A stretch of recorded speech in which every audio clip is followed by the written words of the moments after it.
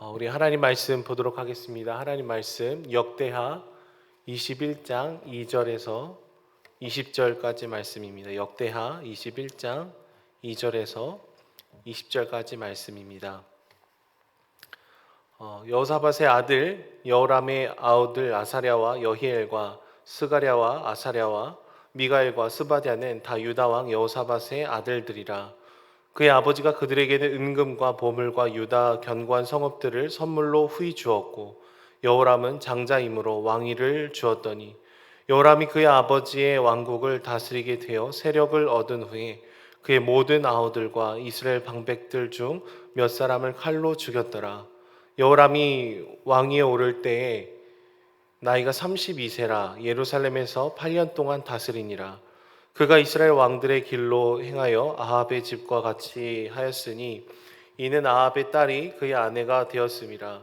그가 여호와 보시기에 악을 행하였으나 여호와께서 다윗의 집을 멸하기를 즐겨하지 아니하셨음은 이전에 다윗과 더불어 언약을 세우시고 또 다윗과 그의 자손에게 항상 등불을 주시겠다고 말씀하셨음이더라.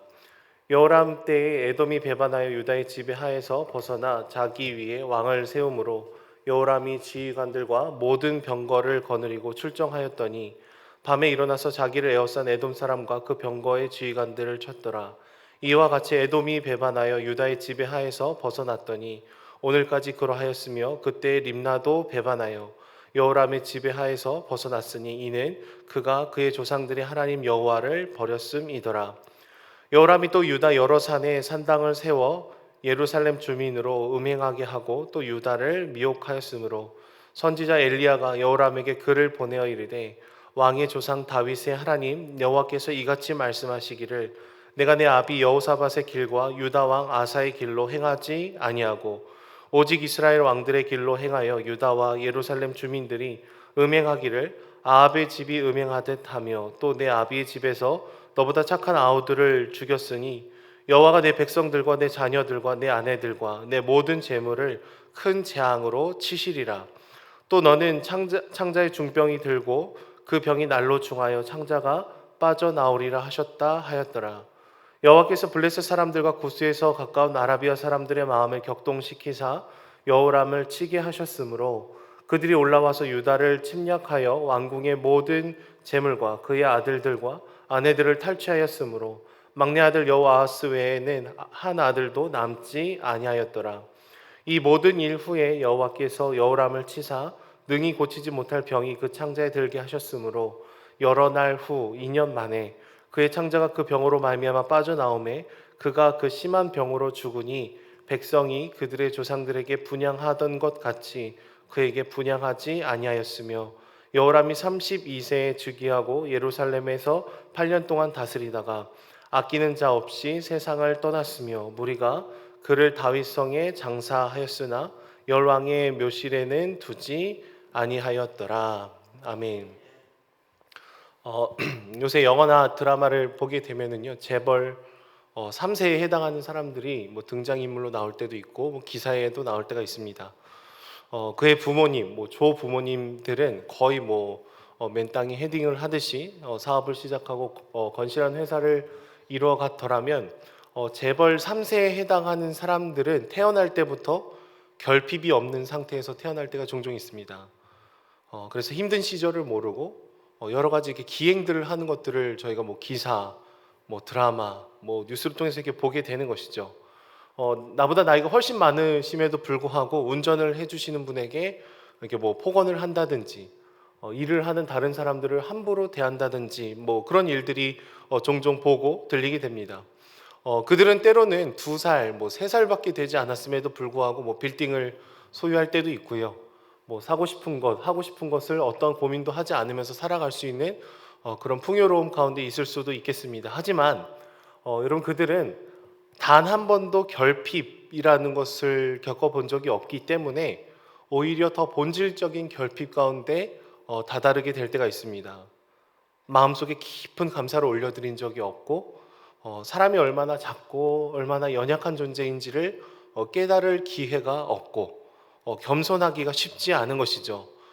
그리고 사실 사람이라는 존재는 가지고 또 가져도 그 가지는 것에서 우리가 참된 만족을 누릴 수 없는 존재이지만 그런 생각들을 아예 하지 못한 채 더 많이 더 높이 무엇인가 이렇게 달려가는 모습들을 보이게 됩니다. 그래서 형제들 간에 이미 많은 것을 가졌음에도 불구하고 부모와 자식 간에 소송을 하고 반목을 하는 그런 모습들을 종종 보게 됩니다. 오늘 말씀 가운데에서는 여호사밧의 아들들에 대한 이야기가 나오고 있습니다. 더 정확히는 여호사밧의 아들 중에 여호람의 행위에 초점이 맞춰져 있습니다. 물론 완벽하지는 않았지만 그래도 하나님을 경외하고 하나님의 말씀을 가르치는 데 집중을 했던 이 여호사밧은 하나님의 은혜로 나라가 강해지고 많은 것을 축복으로 누렸다라고 저희가 이렇게 말씀을 묵상해 왔습니다. 그런데 그가 죽고 나자 그의 아들 여호람이 자신의 아우 6명을 죽이는 일이 일어나게 되죠. 오늘날로 치면 여호사밧의 아들들은요 말 그대로 재벌 3세와 비슷하지 않았을까 싶습니다. 태어날 때부터 은, 금, 보물, 유다의 견고한 성읍들을 아버지로부터 이제 상속을 받고 소유했기 때문이죠. 특별히 여호람은 아버지를 이어서 왕위까지 물려받았습니다. 동생들보다 훨씬 강력한 힘과 명예와 많은 것을 갖게 되었던 것이죠. 하지만 결핍이 없었던 그의 인생은 가장 큰 결핍을 마주하게 되는데요. 그것은 바로 하나님의 부재입니다. 이미 주어진 것에 대한 감사, 감격, 은혜됨을 깨닫지 못하고 끊임없이 더 많이, 더 높이를 외치던 인생을 지금 살아가고 있는 것이죠. 그래서 6절 말씀을 보시면 그가 이스라엘 왕들의 길로 행하여 아합의 집과 같이 하였으니 이는 아합의 딸이 그의 아내가 되었음이라 라고 기록을 하고 있습니다. 여호사밧이 저지른 가장 큰 실수 중에 하나는 대외적인 외교를 잘 하기 위해서 북이스라엘 아합의 딸과 자신의 아들을 결혼시킨 것이었습니다. 비록 그는 그 후에 회개도 하고 다시금 하나님의 말씀을 가르치고 또 주님 앞에 돌아오는 그런 모습들을 보였지만 그의 아들은 돌이키지 않았던 것이죠. 아합이 숭배했던 바알과 아세라는요 이제 풍요로움을 핵심으로 하는 우상이었습니다. 그래서 더 많이 갖기 위해서는 무슨 일이든지 저지를 수 있는 그것이 다 괜찮아지는 그런 우상이었던 것이죠. 나봇을 죽이면서 포도원을 빼앗았고, 지금 오늘 말씀 본문에서 여호람은 친동생을 죽이면서 은과 금과 성읍들을 두 소나기에 집어넣는 모습들을 보이게 됩니다.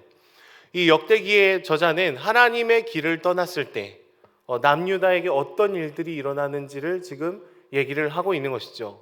하나님을 떠나고 형제들을 죽이는 그런 잔혹한 비인간적인 모습이 드러나게 되자 에돔이 배반을 하기 시작합니다. 그리고 림나도 배반을 하기 시작을 하죠. 그리고 16절 말씀을 보시면은 블레셋 사람도 그리고 아라비아 사람도 여호람을 배신하였더라라고 얘기를 하고 있습니다.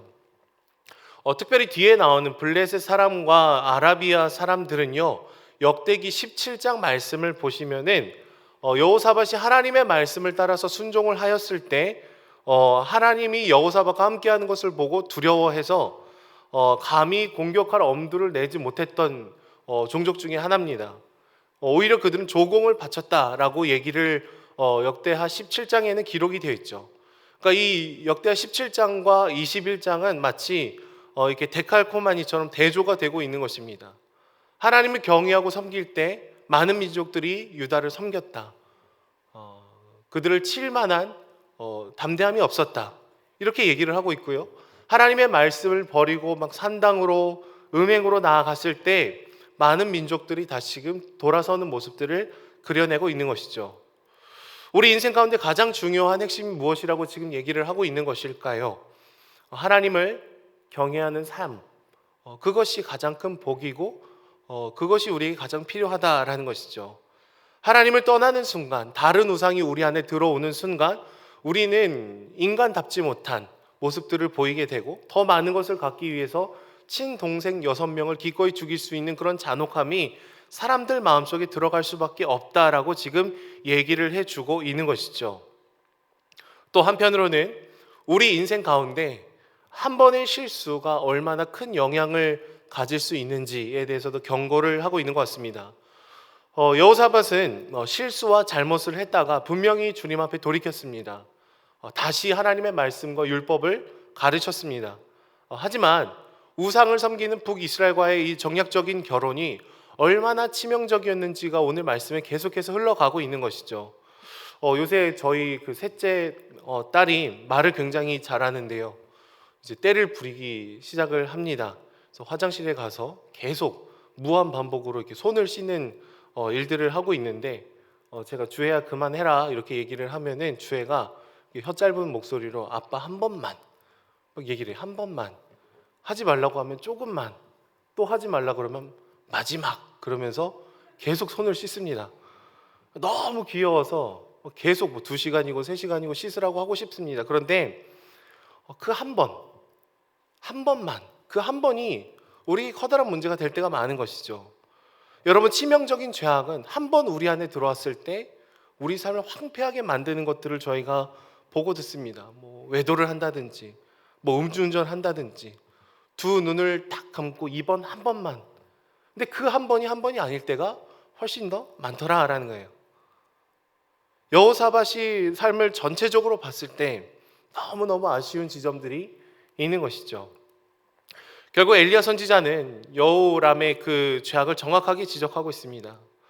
네가 지금 아버지의 길, 할아버지의 길로 걸어가지 않고 지금 북이스라엘의 길로 걸어가고 있구나. 이방 민족이 배신할 때마다 하나님을 떠나서 그렇게 된 거다. 하나님을 떠나서 그렇게 된 거다라고 얘기를 하는 것이죠. 결국 그의 마지막은 큰 재앙이 임하고 중병이 들어서 창자가 밖으로 빠져나와서 죽게 되는 마무리로 마무리가 되고 있습니다.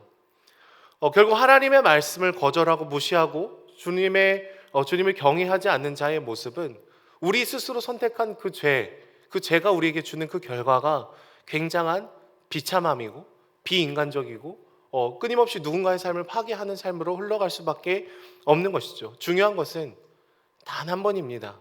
한 번쯤 괜찮겠지. 그 한 번이 2번이 되고, 2번이 3번이 되고, 그게 죄에 대한, 우상에 대한 중독이 되는 것이죠. 그 죄악이 우리를 뒤틀어 놓고 우리를 지속적으로 어려움에 처하게 할 수 있다라는 그런 인식이 없이는 우리는 그 한 번을 버텨내기가 어려운 것이죠. 물론 주님이 용서해 주시고 우리를 다시금 회복시켜 주시고 우리 삶을 일으켜 주시겠지만, 그래도 죄를 선택하는 것은 여전히 너무나 파괴적이어서 결정적이어서 우리 삶을 힘들게 만들 수밖에 없다라는 그 경계심은 우리가 늘 갖고 걸어가야 되는 것 같습니다.